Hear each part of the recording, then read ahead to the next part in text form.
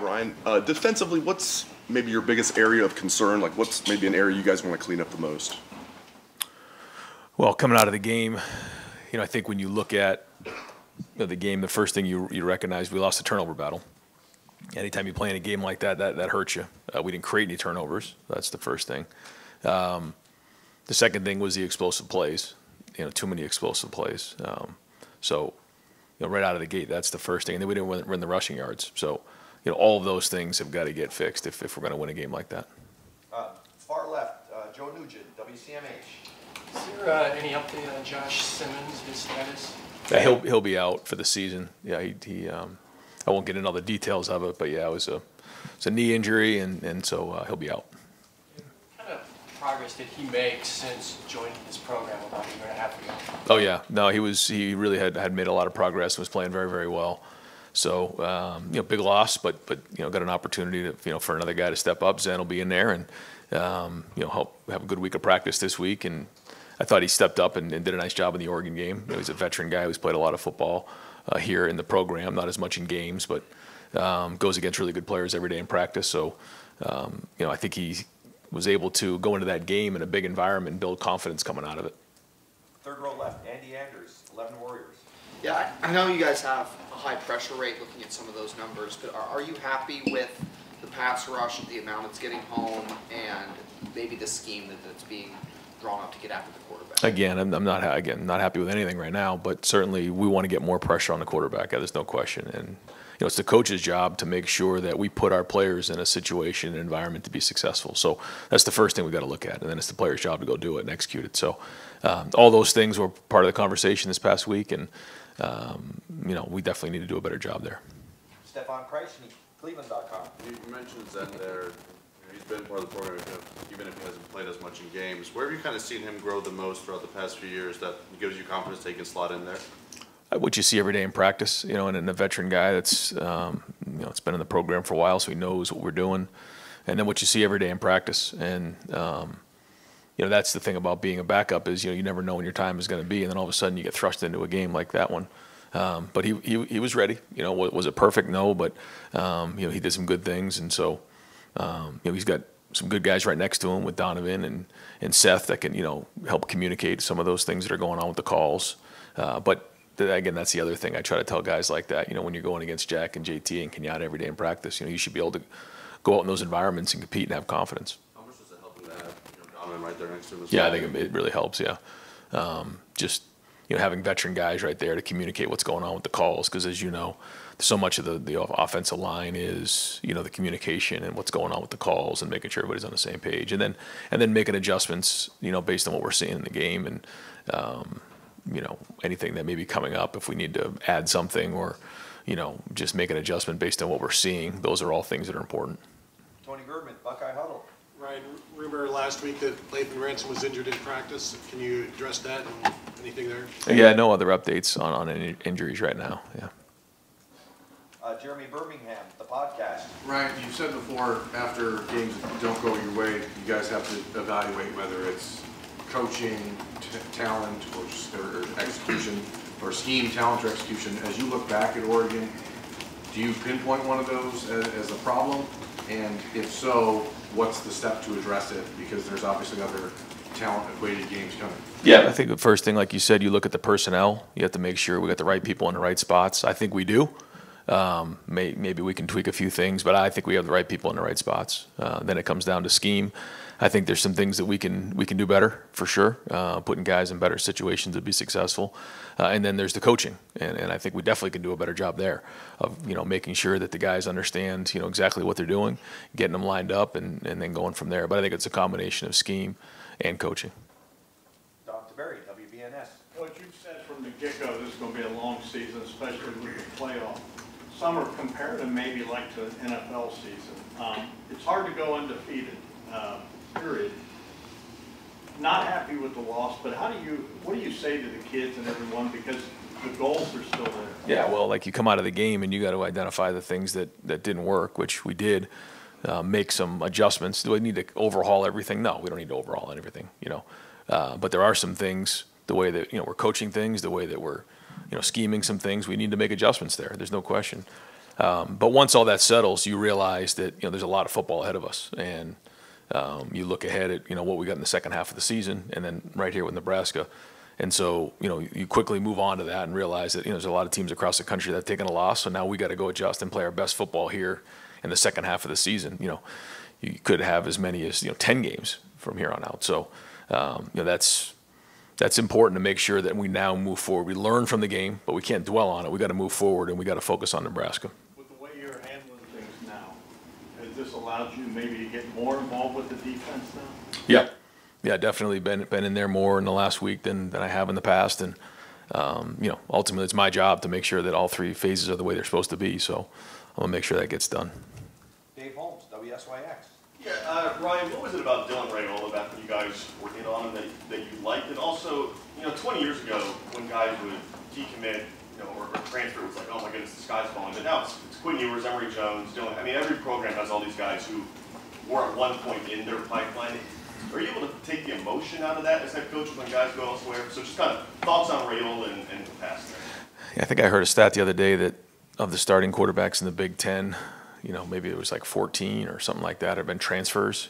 So whether it's decommitments or transferring, it's part of the world that we live in right now. So you just have to adapt to it. We try to make sure that we're retaining as many of our guys as possible. That's kind of the stability of our program and the culture of our program. But so yeah, that's that. When it comes to Dylan, I think he's got an opportunity to be a great player. I think he's already playing at a high level, and he's got a lot of talent, and he's got a great family. Joey Kaufman, Columbus Dispatch. Ryan, as far as Quinchon, you said on the radio he's doing fine. How is he practicing this week, and whatever he may have been dealing with? Did that have any effect at Oregon game with like the fumble? And no, it'll look close at that, but that wasn't an issue there. A minor procedure. I think he's actually feeling better now than maybe he did going into the Oregon game, so he's good. Was it not? It was not something that was lingering before Oregon. Yeah, it didn't affect the Oregon game. Okay. Yeah. Stephen Means, Cleveland.com. Denzel's a veteran for you guys who's played a lot of football, but obviously clearly didn't have his best game a couple of weeks ago. And I think we've had this conversation about other guys in the past, but striking that balance of letting a guy like that who has played a lot of football, done a lot of good things for you, figure it out versus maybe trying somebody else in that spot, like a Jermaine Matthews, who has been thrown in there at times. Was there any conversation like that happening throughout the game of, hey, let's give Denzel a series off, let him get his head together, and let's throw Jermaine Matthews out there just to see if we can get something different? Yeah, it's definitely part of the conversation, and you have to decide what gives you the best chance to win in that moment.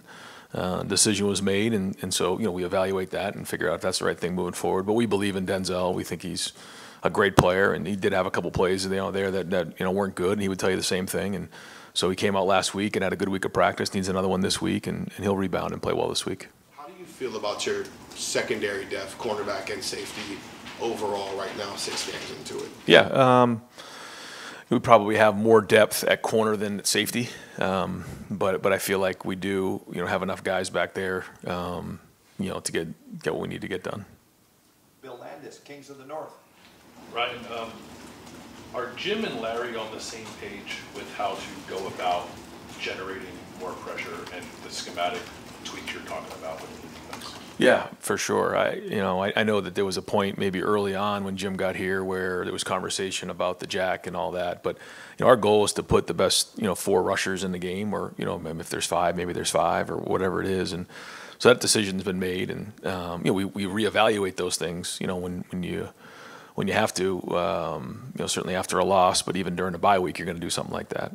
But no, I think I've watched closely, and I think that they're both on the same page. And we all want this week especially. We've wanted to look at everything, and nobody's feeling good about anything right now. It's just coming off of that thing. There's a lot of guys on edge, and that's the way it should be. After a loss, but no, they're on the same page. I think that's the point. And I've been in there the last week a little bit more and just evaluating everything. And I think the one thing is, there can be, conversation in the room, but when you leave the room, everybody's on the same page, and that's happening. I'm seeing that. But it's again our job as coaches to make sure we're putting them in the best position to be successful. And you got to evaluate, and you got to be honest, and you got to make sure you're talking the truth in those moments. And I think that's happened the last week, and excited to get back on the field here. If you look at, and I know the job of any coordinator is just to sort of take the talent on hand and put those guys into the best position, like you're saying. Right. If you look at some of what Jim did at Oklahoma State and what he's doing now, it does look quite different in terms of like structure and fronts and all those things.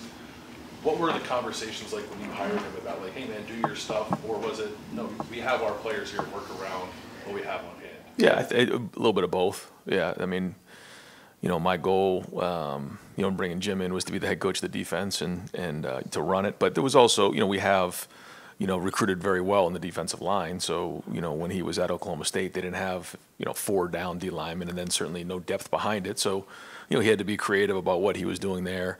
Decision was made a long time ago that, we have the D linemen here at Ohio State that can play with 4 down linemen. Now, might we consider some different fronts and changing that up? I think it's all very good conversation, and we have to make sure that, we're going down all those roads to make sure that, we're putting these guys in a chance to be successful. We're making it, not easy for the offense to just, line up and know where we're coming from. So, but I think at the end of the day, to answer your question, it comes down to the personnel you have and where you are, and to put them in a chance to be successful. And, I feel like, we have plenty of D linemen here, and we have the right guys on the field. But we got to make sure that, we are changing it up and making sure that, it isn't just, a 4-man rush straight all the time, for sure. Pat Murphy, 24/7 Sports. Ryan, you mentioned previously about Chip that he's a guy who will stick with the run. Against Oregon, second half, 12 rushes, 7 of those were running backs. Why did you guys get away from that? And obviously you moved the ball. Why did it get away from that in that game? No, I think probably, the last drive probably skewed it a little bit because it was in a 2-minute drill, but I thought we had a good mix of run and pass in that game. And, I think that we were explosive. I think we had 11 explosive plays, and a bunch of them were in the pass game. So I like the way he called it.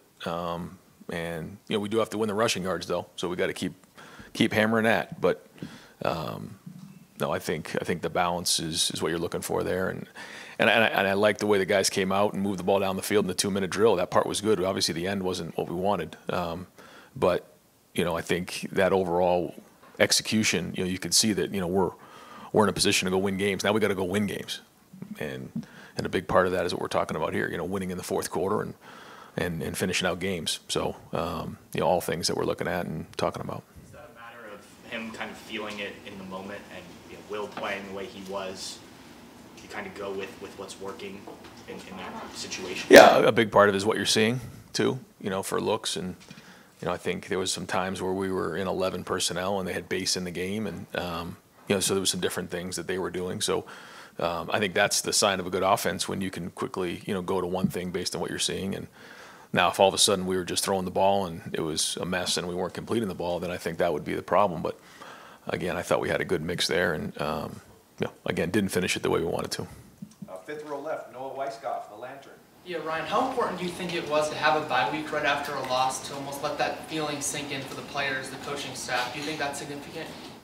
I mean, it is what it is. It was a long week for all of us, and a lot of hours in here talking about it, and you sit on it and you chew on it, and then eventually you move on and you look forward, and that's kind of where we are. And we did that last Wednesday. Tuesday we came out here practice, and then Wednesday we said, okay, here's what we got moving forward. Here are the things that we got to get done and address them. So I think we did get an opportunity to get some guys some rest and get them healthy. Also get some younger guys a bunch of reps. So got back here Sunday, practice on Sunday, and now have a team meeting here at 2:30 and get back to work on a Tuesday practice. Rob Aller, Columbus Dispatch. Ryan, I asked Jim after the game if maybe part of the defensive issues were sort of a shock to the system, not seeing that kind of speed in a game situation. He said it's possible. He said it's up to him to try to fix that and get that talent and quality better. How do you do that? I mean, you've got talent in practice, but how do you work that out? Well, like you said, you got to find ways in practice, and that's been part of the conversation, as you can imagine, this past week, of putting those guys in that situation, challenging them more vertically in practice, because it's our job as coaches to put them in an environment so that they're ready to go. That's it. But you learn some hard lessons in a game like that when things like that get behind you. So it's our job as coaches. We got to own it and train these guys better.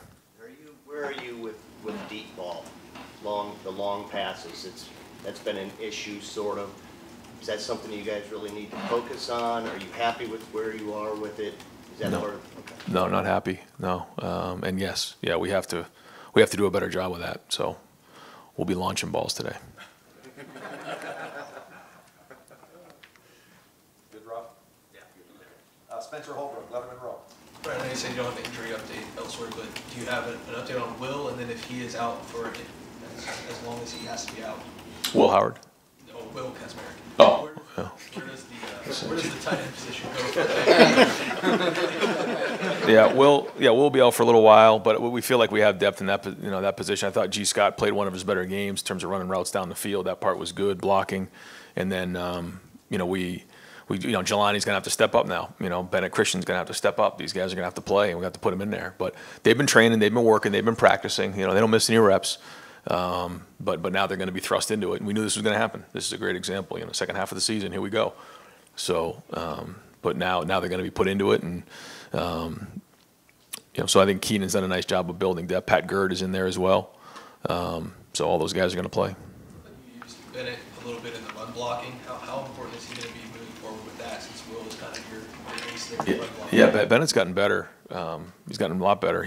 Spring, he made some progress. Preseason, you started to see some more. He started to get more consistent. And then as the season's gone on, you've seen him improve, and now he's doing it in games. So, his physicality is going to help us, and he's done a good job running routes as well. So it's time for him to play anyways. So this has kind of happened at the right time. Jeff Gilbert, Press Pros. Yeah, Ryan. Will said that after the game the other night. Maybe there's a lighter fire under us. You've said a couple times not happy with things or with anything you said earlier. Just the attitude, the approach, a chip on the shoulder since this loss. What's anything different? What's different about these guys and approach? Anything? Or No, I don't think so. And I don't think Will meant it like that. I just think that he probably just meant it like we all do. That when you come from a loss, you just start to. It's like, you put patches or Band-Aids on things, and then all of a sudden, you go to a loss, it gets ripped open, and you just, you have a little bit more, harder conversations. You make bigger decisions, and you just drive it harder. It's just kind of the way it goes after a loss. But that's, that's not anything like we haven't been going hard or pushing hard. I mean, we have been. I mean, we've been going 100 miles an hour around here. And I say to you guys all the time, after every game, the issues are the issues. We've got to address the issues. We've got to address the issues. And we've been hammering that home, and the players have been going hard, practicing hard. So, I don't think that's the case. But I do think, we've got to figure out, and, I think we have a really good plan for it, how to play better in that fourth quarter. And in those games, go win those games. And so, I mean, that's been a huge part of this conversation the past week. Dan Hope, 11 Warriors. You mentioned safety depth isn't as strong as corner. Who do you feel like would be the next man up there at safety if you guys do need someone to play more with the first team? Yeah, Jalen McLean's done a nice job. Malik Harford's done a nice job. Those guys, have Malik's played some before, and Jalen's a good young player. So I'd probably say those guys. If you're looking at some backups there, it'd be those guys. Like Jordan or Lorenzo could move and play safety too if needed? Yeah, I think that's probably the flexibility of having the 3 safety system that would allow us some depth. Like I said before, I think we have enough to go play. So yeah, there's some flexibility there. Austin Ward, the podcast. I feel like we're probably belaboring this point, but when Nick Saban says that Ohio State's pass rush is antiquated, would you agree with that after what you saw last week? You prepared for a lot of offenses, and he knows a lot of defense. Is that an accurate description? Well, when it doesn't work, I mean, it's accurate. It's not working. So there's a lot of different ways to do it. There's, different strategies on how to go do that. But when you have the results that you do right now, then certainly it's not working, and that has to change. Andy Backstrom, Letterman Row. Yeah, Ryan, it's one thing to play here, it's another thing to suffer a loss here and respond to that. What do you see from Will specifically, Will Howard, and how he's kind of responded to the game at Oregon? Yeah, I don't think anybody was hurting more than Will Howard after the game. I thought he played his heart out in the game, and it was a second short. And so, you don't just, when you have a bye week, you don't just get over it the next day. It's just not the way it works. And he took a couple days, but had a great energy today. Was in asking questions about, some of the past game with the offensive staff, bouncing around. He looks good. He had a really good practice on Sunday. So, he's ready to go play the second half of the season. Just to follow up, you mentioned several times being more involved with the defense. What does that exactly look like for you? Is it just in the meeting rooms? Are you working hands-on with players individually? What's got that balance for you? Yeah, all the above. Yeah, on the field, in the meeting room. Whatever needs to get done is got to get done. Adam King, WBMS. Kind of going off that, Will, when you bring him here, you obviously have a mindset of what you want to see on the field, but you can't see it until you go up against someone like Oregon. There was questions about the big game moment. Looks like he handled it pretty well aside from some other things. Did that give you a lot of confidence moving forward in what he can do for this team and where he can lead you guys? Well, like I said, the number one goal is to win. What's talked about the defense, and statistics and those things. Well, win. Same thing on offense. It's about winning. So I'd say the same thing about, we didn't win, so it's a loss. But once you take that part out of it and you look at the way he competed, there was a lot of positives coming out that way. So we got to grow on it. So next time we're in that situation, we do win.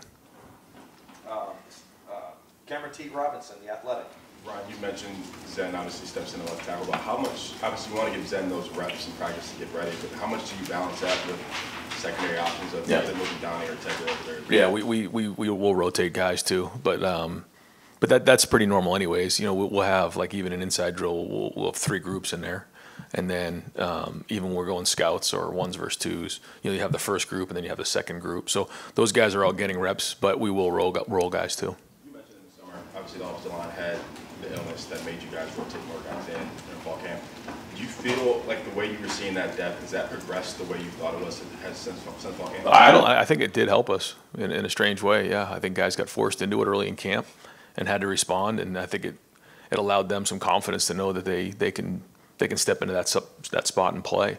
So yeah, and now Zen's really got to take the next step. Now it's one thing to be in a situation where you're coming in to clean up a game or finish a game. I wouldn't say that was clean up a game, but that was to finish a game. Now he's got to go about being the starter, and I know he's excited about the opportunity. He deserves it. Bill Rabinowitz, Columbus Dispatch. You said you hired Jim Knowles to be the head coach of the defense. In the non-huge games, the defense has been great. In the big ones, it hasn't been. How much faith do you have that he's in him right now, and why? Yeah, well, as I go in the meeting and I had hard conversations with everybody, and I know what the plan is moving forward, and I'm involved with that plan. So yeah, I got confidence in all those guys on that side of the ball, and I know what we need to get done, and we're going to get it done. Completely unrelated. I watched the game again last night. Last play looked like Will actually got down with 1 second to go, and Brandon was calling timeout right away. Do you have any thoughts on that? Did you send it to the Big Ten? Did you hear anything from them? Yeah, we sent it in. They said that there was no time left. Brandon was calling a timeout. I was right next to the referee calling a timeout. You can see it on the coach's copy, and they said time had run out. All right, we'll wrap things up with Tim May, Letterman Row. Thanks, Jerry. Freudian. By the way, the crowd also had rushed the field, right? I mean, it was chaos down there. So, yeah. Will, what do you want Will to take away from those last 6 seconds? Because you were there as a quarterback a long time ago and stuff. I mean, there's so many things on your plate in that moment. What did you want him to take most away from that last play, so to speak? Well, just when you're in that spot, like you said, I haven't been in that situation before as a quarterback, but I've been in those types of situations. There's a lot going on. And, the good news is, we do have the communication, so we're able to give him some information in that moment. And, we tried to get a quick pass to Brandon. Someone flashed in his face, and he tried to, dart up. And, with 6 seconds left, you got to get down pretty quick. And so I think, if we could all do it all over again, he would have got down quicker, or we probably, would have called something maybe with a little bit more spacing to the field. You second guess all these calls when it doesn't work out. So when we're in that situation again, which we worked that same exact situation twice last week where, there was the same time on the clock and we had 1 timeout in the minus 25-yard line and we had to go kick a field goal. So we continued to work that. Not that we don't do that anyways, but we'll just continually, go through those situations so that when those situations come up, we're just ready to handle it better. But I would just say, obviously in that moment when you have that, we did save the timeout so that if he was to, get vertical and get down, we could call the timeout quickly. Tried to give him a quick pass and just layer it into the boundary. Yeah. And these are 2 and 1, little bonus thing. But how how much do you listen to outside noise? And do you ever get something from the outside noise? And have you in the last 2 weeks or week and a half gotten something from the outside noise? You know what I'm talking about? People like Austin was just talking about a minute ago, that you go, yeah, you know what? Never thought of that. I mean, how often do you do that? And then number two, when you go into a meeting room with like Jim knows, for example, the defense, are you going in there going, hey, I want to see this changed? Or is it always conversation? A little bit of both there. Yeah, you know, coming off of something like that, there's both. And the other question was outside noise. I mean, oh yeah, well, experts in this room. it's easy. It's easy for everyone to say, you know, just ignore everything. Well, your players are reading it. Your players' parents are reading it. Recruits are reading it. So you know, you got to be aware of what's going on out there. But at the end of the day, you know, you have to focus on what's right and what's what you know your team's about, and that's really what comes down to. And I think it's important for our guys to understand that. But when you come to Ohio State, that comes to the territory. You know that, and a lot of people care, and I understand that. I mean, it's my job as the head coach to make sure that, you know, when we get in that situation again, we win the game. So you know, trust me, nobody's working harder, and nobody felt worse coming out of that game than I did. So I'm going to do everything I can to make sure it's right. Yeah, you guys got it.